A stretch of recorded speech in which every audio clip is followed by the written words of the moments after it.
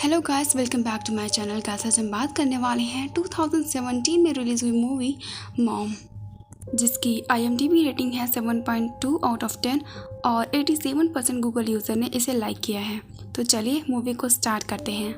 Movie के starting scene में हमें एक औरत दिखाई जाती है जिसका नाम है देवकी, जो कि स्कूल में बायोलॉजी टीचर होती हैं, जो कि पढ़ा रही होती है। और उसी क्लास में हम एक लड़की को देखते हैं जिसका नाम हरिया होता है, जो कि अपने ही क्लासमेट को छुप छुप कर देख रही होती है। शायद वो उसे पसंद करती है।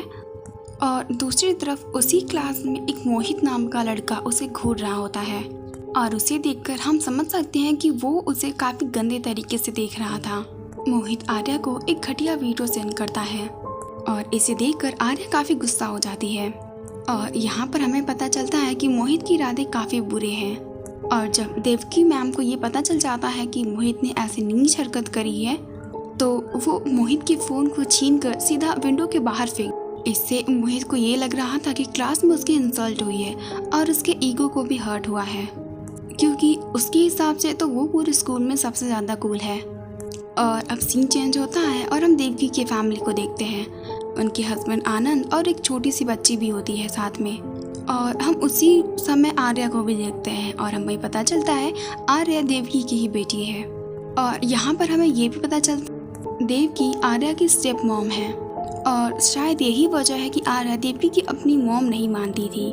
वो उनसे ज़्यादा क्लोज नहीं थी बाकी लड़कियों की तरह।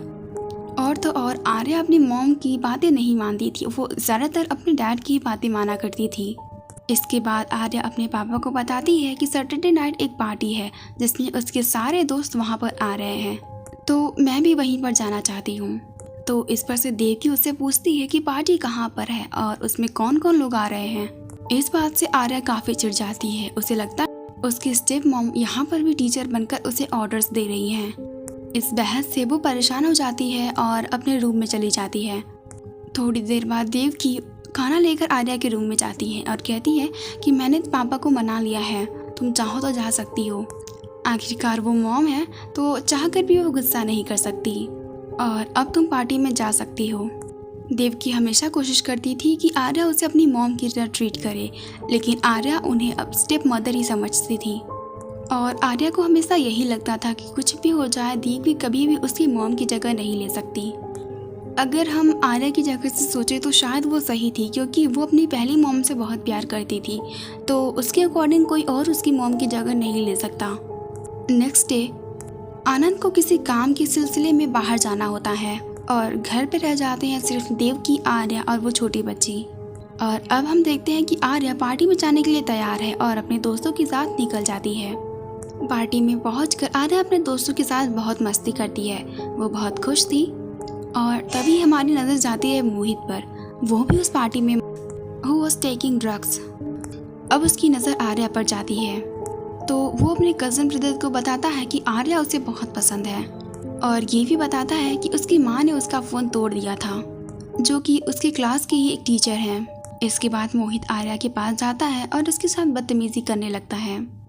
मोहित भी कुछ लड़कों की तरह यही सोच सकता था कि अगर कोई लड़की पार्टी में आई है तो वो एंजॉयमेंट के लिए कुछ भी कर सकती है, लेकिन आर्या तो बिल्कुल भी वैसी नहीं थी। वो उसे धक्का देती है और वहाँ से जाने के लिए कह देती है। इसके बाद मोहित गुस्से में अपने भाई के पास जाता है। उसका चेहरा देखकर उसके भाई को ये समझ में आ जाता है कि आर्या ने उसे रिजेक्ट कर दिया है। इसके बाद उसका भाई चार्ल्स शराब की ग्लास में नशे की गोली मिलाकर उसके पास जाता है और आर्या से बात करते हुए उसे पिलाने की कोशिश करता है, लेकिन तभी आर्या की एक फ्रेंड वहाँ पर आ जाती है और वो उसके हाथ से वो शराब लेकर खुद ही पी जाती है। इसी दौरान आर्या चार्ल्स के इंटेंशन को समझ जाती है। वो उसे इग्नोर करने लगती है और वहाँ से जाने के लिए कह देती है। चार्ल्स गुस्से में वापस चला जाता है और उसे देखकर सभी लोग हंसने लगते हैं, क्योंकि वो काफ़ी एटीट्यूड के साथ वहाँ पर गया था। और अब यही बात चार्ल्स के ईगो को हर्ट कर देती है। और इसी पार्टी में एक जोगिंद्र नाम का आदमी होता है जो कि नशीले पदार्थों का सप्लाई करता था और बाकी बुरे काम करने में भी माहिर था। तो चार्ल्स उसी के साथ मिलकर आर्या के साथ कुछ गलत करने का प्लान बनाता है। अब चूंकि वो ड्रिंक जो चार्ल्स आर्या के लिए लेके गया था वो उसके फ्रेंड ने पी लिया था, तो अभी उसका सर घूमने लगा है। तो आर्या उसे एक जगह बैठा कर कैब बुक करने के लिए बाहर चली जाती है। और तभी उसके पास देवकी का कॉल आता। वो कहती है कि वो आधे घंटे में घर पहुंच जाएगी। अब आर्या जैसे ही कॉल कट करती है, उसके पीछे से मोहित, चार्ल्स और जोगिंदर आ जाते हैं और वो उसका मुंह दबा देते हैं। उसे जबरदस्ती पकड़कर अपने कार में बैठा लेते हैं और उनके साथ उस होटल का वॉचमैन भी शामिल होता है। आर्या बहुत चीखती है, बहुत चिल्लाती है, लेकिन उन्हें तो रिवेंज चाहिए था। लेकिन उनमें से किसी को भी आर्या की चीख सुनाई नहीं देती। उन्हें ज़रा भी अंदाज़ा नहीं था कि वो कितना गलत काम कर रहे हैं। मोहित और चार्ल्स उसे चिल्ला चिल्ला कर ये कह रहे थे कि अब बुलाओ अपनी माँ को। वो चारों आर्या के साथ घंटों तक लगातार वही घटिया काम कर रहे होते हैं और फिर उसे सड़क के किनारे एक नाले में फेंक कर चले जाते हैं। अब ये सीन काफ़ी ज़्यादा डिस्टर्बिंग था और मुझे लगता है कि जिन लड़कियों के साथ सिर्फ छेड़छाड़ ही हुई हो वो इसे कभी भूल नहीं पाती। बस एक बोझ की तरह अपनी पूरी ज़िंदगी उसे ढोती रहती हैं और हमेशा डर कर रहती हैं। खैर, मूवी पर आते हैं। अब काफ़ी टाइम बीत गया था और आर्या अभी भी घर नहीं पहुंची थी। उसकी मॉम उसे बार बार कॉल कर रही थी, लेकिन आर्या कॉल रिसीव नहीं करती। अब उसकी मॉम पार्टी में जाती हैं और आर्या के दोस्तों से उसके बारे में पूछती हैं, लेकिन उन्हें आर्या के बारे में कुछ भी पता नहीं चलता। इस बात से देवकी बहुत ज़्यादा घबरा जाती है और वो सीधे पुलिस स्टेशन पहुंचती हैं इस बात की कंप्लेंट लिखवाने। लेकिन पुलिस इस बात को काफ़ी ज़्यादा नॉर्मल ले रही थी क्योंकि उस दिन वैलेंटाइन डे था। क्योंकि पुलिस वालों को यही लग रहा था कि शायद उनकी बेटी किसी लड़के के साथ गई होगी और थोड़ी देर में वापस आ जाएगी। लेकिन वहीं पर एक आदमी बैठा था जो कि देवकी की सारी बातें सुन रहा था। वो पुलिस वाले माँ को दिलासा देकर उसे वापस भेज देते हैं। तभी वो आदमी देवकी के पास आता है जिसका नाम दयानंद होता है। वो कहता है कि वो एक डिटेक्टिव है। दयानंद उसकी मॉम को अपना विजिटिंग कार्ड देता है और उनसे कहता है कि अगर आपको मेरी कोई मदद चाहिए तो मुझसे कांटेक्ट कर लीजिएगा और मैं भोलेनाथ की कृपा से राख में से भी उसकी कुंडली निकाल लेता हूँ। चूँकि देवकी पहले से ही परेशान थी तो वो उसके बातों पर ज़्यादा ध्यान नहीं देती और उसका विजिटिंग कार्ड लेकर वहाँ से चली जाती है। अब नेक्स्ट से देवकी को पता चलता है कि आर्या लेकिन वो हॉस्पिटल में है। लेकिन जब वो आर्या को देखती है तो उनकी आंखों में आंसू भर जाता है। वो रोना नहीं चाहती थी क्योंकि वो आर्या को कमज़ोर फील नहीं कराना चाहती थी, लेकिन फिर भी वो खुद को रोक नहीं पाती। उन्हें तो पता भी नहीं था कि आर्या के साथ हुआ क्या है। डॉक्टर देवकी को बताते हैं कि आर्या के साथ काफ़ी ज़ोर जबरदस्ती की गई है और उसे मारने की भी कोशिश की गई थी और जिस तरह से उसके बॉडी पर निशान है तो उसे लगता है कि आर्या का रेप हुआ है। ये सुनने की बात देवकी बिल्कुल टूट जाती है क्योंकि भले आर्या देवकी को अपनी मॉम नहीं मानती लेकिन देवकी उसे अपनी बेटी ज़रूर मानती थी। इस बात पर उन्हें गुस्सा भी आ रहा था और रोना भी आ रहा था। अब इस केस के इन्वेस्टिगेशन के लिए ऑफिसर मैथ्यू को भेजा जाता है।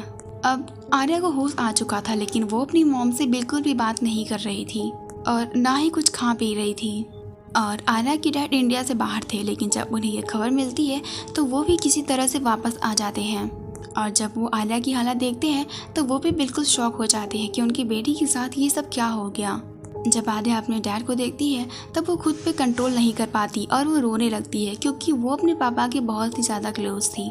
देवकी उससे कहती है कि जिन्होंने तुम्हारे साथ ये सब किया है वो कौन थे, तुम्हें मुझे बताना होगा और एक तुम ही हो जो उन्हें सजा दिला सकती हो। इस पर से आर्या उनसे कहती है कि जब उन लोगों ने मुझे पकड़ा था तो वो लोग एक ही बात चिल्ला रहे थे, बुलाओ अपनी मॉम को। ये सुनकर देवकी तुरंत समझ जाती है कि ये सब किसने किया है, लेकिन ये सुनकर उन्हें और भी ज़्यादा दुख होता है क्योंकि उन्हें लगता है कि ये सब आज जो हुआ है वो उनकी वजह से हुआ है। अगर वो क्लास में उसका इंसल्ट नहीं करती तो आज उसके साथ ऐसा नहीं होता। और कहीं ना कहीं आर्या भी इन सब का जिम्मेदार अपनी मॉम को मान रही थी। माँ और बेटी के बीच इस गलतफहमी की वजह से और भी दूरियां और वो इतनी टूट चुकी थी कि वो इस समय कुछ भी नहीं कर पा रही थी। आर्या अपना स्टेटमेंट दे देती है और उन चारों लड़कों का नाम भी बता देती है। इस बात को सुनकर पुलिस एकदम एक्टिव हो जाती है और उन चारों को पकड़ लेती है। अब ये केस स्टार्ट हो जाता है, लेकिन यहाँ पर जस्टिस मिलने की उम्मीद कम हो चुकी थी क्योंकि मोहित और चार्ल्स काफ़ी अमीर घर के थे, तो उसके पेरेंट्स ने पैसे खिलाकर सारे गवाहों के मुंह बंद करवा दिए थे और सारे सबूत मिटा दिए थे और जो मेडिकल रिपोर्ट थी उन्हें बदली करवा दिया, जिससे वो चारों लोग बड़ी ही आसानी से बच जाते हैं। कोर्ट का फैसला सुनकर उसके पिता आनंद बहुत गुस्से में आ जाते हैं और वो कोर्ट में ही उन चारों को पीटने लगते हैं, जिससे कि कोर्ट का अपमान करने के जुर्म में उन्हें गिरफ्तार कर लिया जाता है। यहाँ पर हमें समझ में आता कि यहाँ का कानून इतना ढीला है और लोग इतने गरीब हैं, चंद पैसों के लालच में हर कोई बिकने को तैयार है। जिसकी वजह से गुनहगार खुलेआम बाहर घूमते हैं। दयानंद कोर्ट के पास ही मौजूद होता है और वो सब कुछ देख रहा होता है कि कैसे जस्टिस पाने के लिए उसकी मॉम तड़प रही है। देव की आनंद को छुड़ाने के लिए पुलिस स्टेशन जाती है तो वहाँ पर उसे मैथ्यू मिलता है। मैथ्यू देवकी से कहता है कि मैं समझ सकता हूँ कि आप पर क्या गुजर रही है। इस पर से देवकी कहती है कि तुम कभी नहीं समझ सकते कि हम पर क्या गुजर रही है। इस देश में रेप तो कर सकते हैं लेकिन रेपिस्ट को एक थप्पड़ भी नहीं मार सकते हैं। जो फैसला कोर्ट ने सुनाया था उसे सुनकर आर्या की हालत एकदम खराब हो जाती है और तब वो खुद को मारने की कोशिश करती है, लेकिन सभी वहाँ पर पहुँच जाते हैं और वो उन्हें बचा लेते हैं। क्योंकि उसके साथ जो कुछ भी हुआ था वो सिर्फ उसे नहीं बल्कि उसकी आत्मा को भी झकझोर कर रख दिया था और उस ट्रॉमा से बाहर निकलने में बहुत ज़्यादा हिम्मत लगती है। अब उसके डैड आनंद कहते हैं कि हम ऐसे ही हार नहीं मान सकते, हम हाई कोर्ट में अपील करेंगे और उन्हें सज़ा दिला के रहेंगे। इस पर देवकी कहती है कि सज़ा तो आर्या को मिला है कि वो अपनी ज़िंदगी भी नहीं जीना चाहती। थोड़ी देर बाद आनंद आर्या के पास आते हैं और वो उसे कहते हैं कि हमें बाहर घूमने के लिए जाना चाहिए, लेकिन आर्या कहीं नहीं जाना चाहती थी। इसके बाद हम देखते हैं कि देवकी वापस से स्कूल में पढ़ाने के लिए जाती है और वहाँ पर उन्हें मोहित दिखता है, जिसे देखकर उनका खून खौल उठता है। वो सीधा प्रिंसिपल के पास जाती है और उनसे पूछते हैं कि अभी तक उसे स्कूल में क्यों रखा गया है। इस पर से वो प्रिंसिपल कहते हैं कि कोर्ट के हिसाब से मोहित इनोसेंट साबित हुआ है तो हम उसे स्कूल से नहीं निकाल सकते, वो केस फाइल कर देंगे। इस बात से देवकी समझ जाती है कि यहाँ पर किसी से कुछ नहीं होने वाला, जो करना होगा उसे ही करना होगा। अब देवकी गुस्से में आ जाती है और वो मोहित का पीछा करती है। वो उसे कार से उड़ा देने की सोचती है, लेकिन तभी एक ट्रक उनके सामने आ जाता है और उनका एक्सीडेंट होते होते बच जाता है। अब यहाँ पर देवकी अपने टीचर की जॉब छोड़ देती है। जिस स्कूल में उसकी बेटी की रेपिस्ट पढ़े वो स्कूल में कभी नहीं पढ़ा सकती।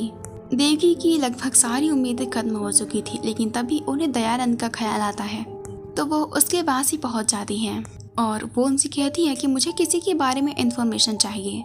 दयानंद खुद एक बेटी का पिता था तो वो उनके दर्द को अच्छे से समझ सकता था और ये भी जानता था कि उसके साथ गलत हुआ है, इसलिए वो उनकी मदद करने के लिए राजी हो जाता है।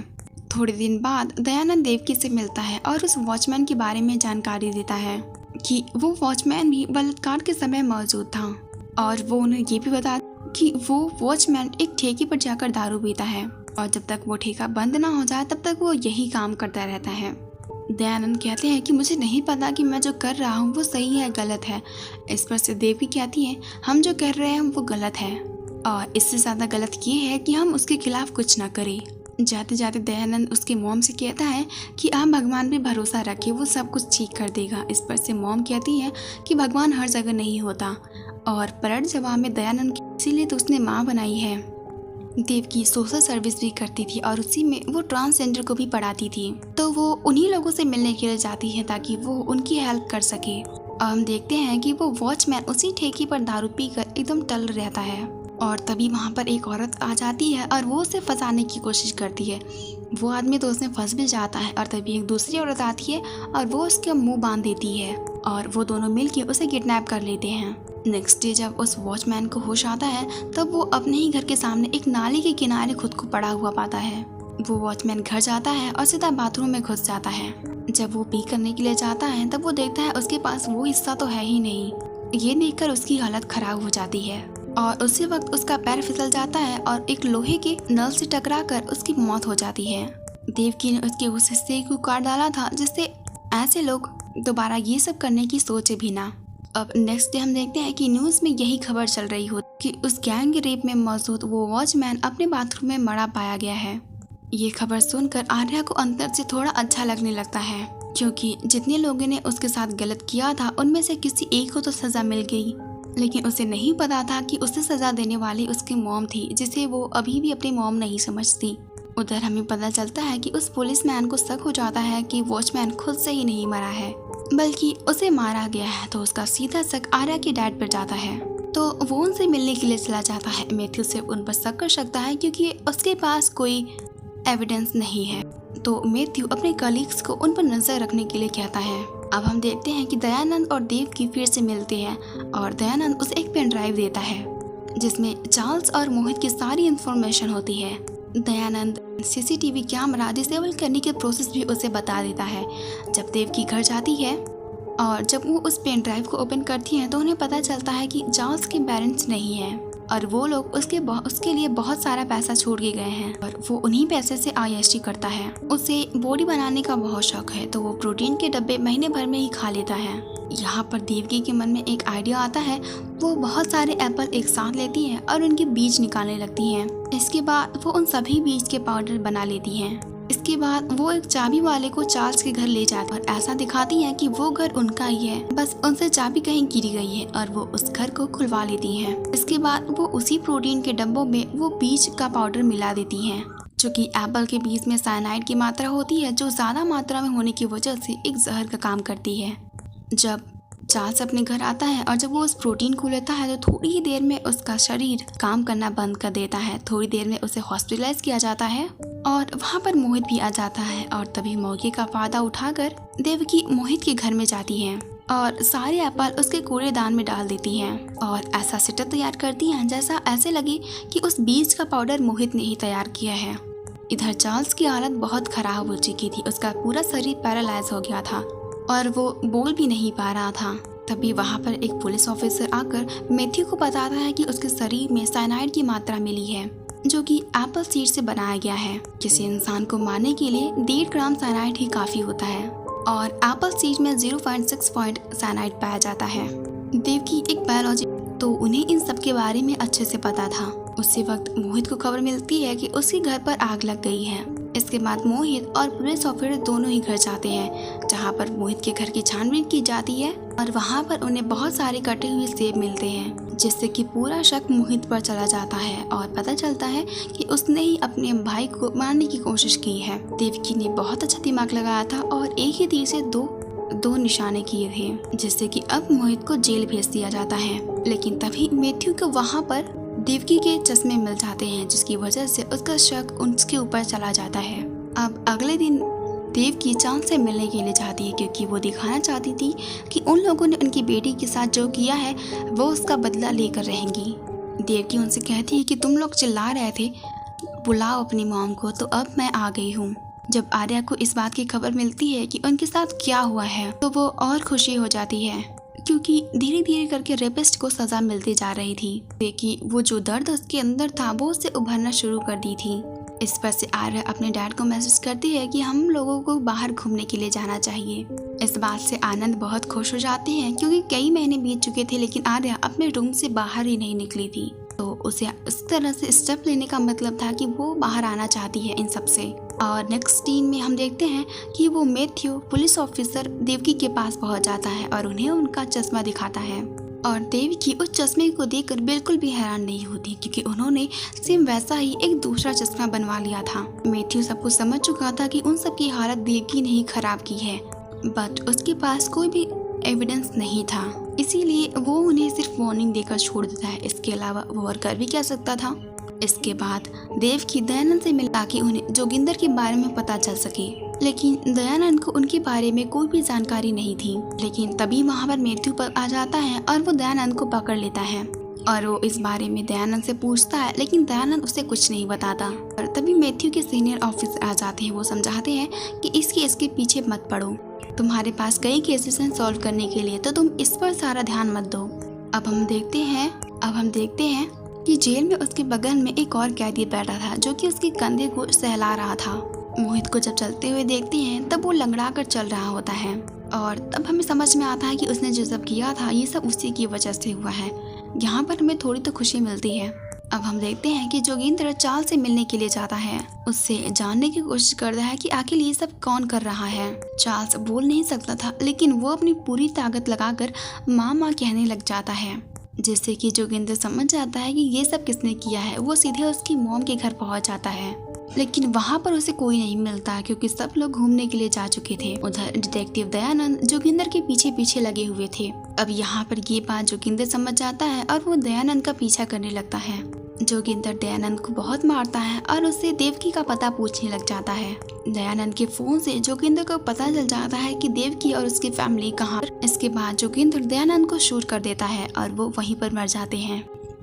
हम देखते हैं कि आर्या अपने परिवार के साथ रहकर उस सब चीजों को भूलने की कोशिश कर रही थी। जो उसके साथ हुआ था उससे उसको बहुत बड़ा सदमा लगा था।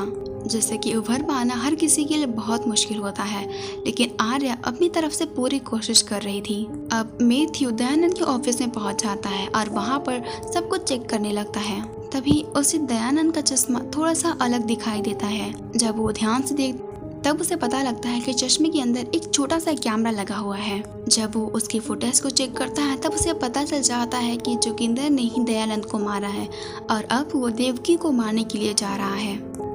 नेक्स्ट सीन में हम देखते हैं कि जोगिंदर वहां पर पहुंच गया है जहां पर देवकी और उसकी पूरी फैमिली है और वो सबसे पहले आनंद पर ही गोली चला देता है, लेकिन उसके बाद वो आर्या को पकड़ने के लिए आगे जाता है। लेकिन तभी वहां पर देवकी आ जाती है और उसे भागने के लिए कहती है। जोगिंदर देवकी को पकड़ लेता है और एक पॉलिथीन से उसे मारने की कोशिश करता है। अब जो कि वो सांस नहीं ले पा रही थी तो वो वहीं पर बेहोश हो जाती हैं। इसके बाद जोगिंदर आर्या को पकड़ने के लिए निकल जाता है। थोड़ी देर बाद देवकी को होश आ जाता है और वो आर्या को ढूंढने के लिए निकल जाती है, लेकिन फिर से जोगिंदर उन्हें पकड़ लेता है और उन्हें गन पॉइंट पर ले लेता है। इसी बीच मैथ्यू वहाँ पर आ जाता है जो कि जोगिंदर के पैर पर शूट कर देता है। अब जोगिंदर और मैथ्यू के बीच हाथापाई शुरू हो जाता है और इसी बीच देवकी को जोगिंदर का गन मिल जाता है। अब देवकी जोगिंदर को शूट करने वाली होती है, तभी मैथ्यू उन्हें समझाता है कि अगर आपने इसे मार दिया तो आपको अरेस्ट कर लिया जाएगा और आप जेल चली जाएंगी और इसलिए बेहतर है कि आप इसे कानून के हवाले कर दें। देवकी के अंदर बहुत सारा गुस्सा भरा हुआ था, लेकिन वो पुलिस की बातों से कन्विंस होकर उसे गन दे देती है और वो ये भी बताते हैं कि आनंद अभी जिंदा है और उन्हीं के साथ आम की छोटी बच्ची भी है।